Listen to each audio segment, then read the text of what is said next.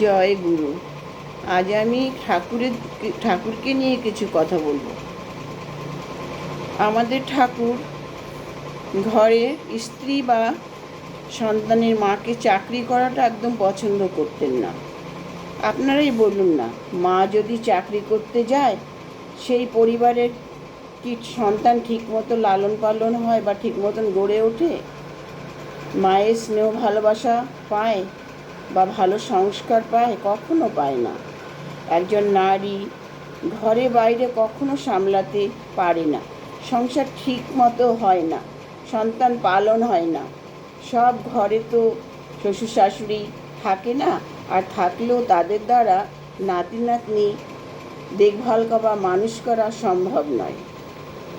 একজন মা মা মন ঘর একজন মা যেমন ঘরে থেকে সন্তানের লালন পালন করতে পারে, চাকরি করলে সেটা সম্ভব নয়, বা সন্তান ঠিকমতো বাবা মায়ের আদর যত্ন কখনো পায় না। ঠাকুর বলেন, ছোটোবেলা থেকে শিশুকে একটু আধ্যাত্মিক শিক্ষাও দিতে হয়। ইষ্ট দেবতার প্রতি ভক্তি শ্রদ্ধা থাকা দরকার, তাতে তাদের মন ভালো থাকে, ভুল পথে যাবে না। দুবেলা ইষ্ট দেবতাকে প্রণাম করা, প্রার্থনা করা, তাদের আশীর্বাদ নেওয়া, এগুলো শেখাতে হয়। যে কোনো একজন ইষ্ট দেবতার সংস্পর্শে থাকতে হয়, তবেই একটি সন্তান সুন্দরভাবে গড়ে ওঠে। ঠাকুর বলেন, মায়েরা কাজ করবে, সেটা ঘরে বসে ছোটোখাটো কাজ, যেমন কুটির শিল্প, যাকে বলে হস্তশিল্প। তাতে তাদের নিজের খরচাও চলে যাবে, আর সন্তানও ঠিক মতন দেখাশোনা হবে, সংসারটা ভালোভাবে করতে পারবে, ঘরে ঘরে আর এরকম অশান্তি হবে না। তাই সকলকে নিয়ে সুন্দরভাবে তারা চলতে পারে।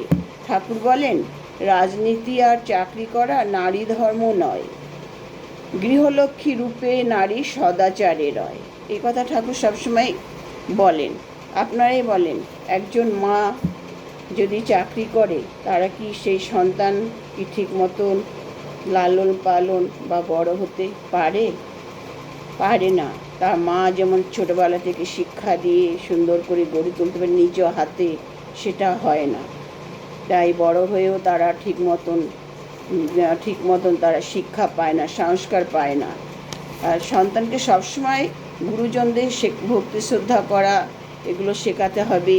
তাদেরকে তাদের কথা মান্য করা, তাদের কথা মতো চলা, এগুলো শেখানো দরকার। তাই আমাদের গুরুদেব কখনো চাইতেন না যে ঘরের মা বোনেরা চাকরি করতে যাক, কারণ চাকরি করলে ঘরে বাড়ি দুদিকে তারা সামলাতে পারে না, ঘরে ঘরে অশান্তি নেমে আসে, সুন্দরভাবে তারা সংসার করতে পারে না। এটাই আমাদের ঠাকুরের কথা। জয় গুরু।